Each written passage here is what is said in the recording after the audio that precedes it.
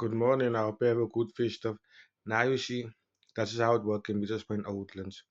Every story you must speak the opposites or vice versa. Even if you the culprit, you must say he did it, he did it, or she did it. If he does probably pick up a brick or stone and throw version, you must say the other person did it. And you know what they do? They always want to assume. They don't tell you like, okay, you get away from that window there. Get away from that window. A reason being, you stand in maybe let the sun can come in. Then they won't say, please get away from the window. You are blocking the sun from coming in. They will just say, get away from the window aggressively and rude and ugly and desperately.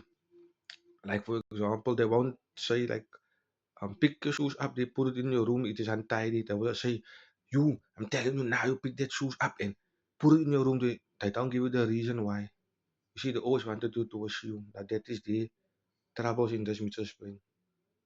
And they every time come with he said first, she said that second, that man said that third, he said that fourth, the neighbor said that fifth, and the pastor said that at the seventh time. They always want to involve people. That is their problem and their troubles. Thank you.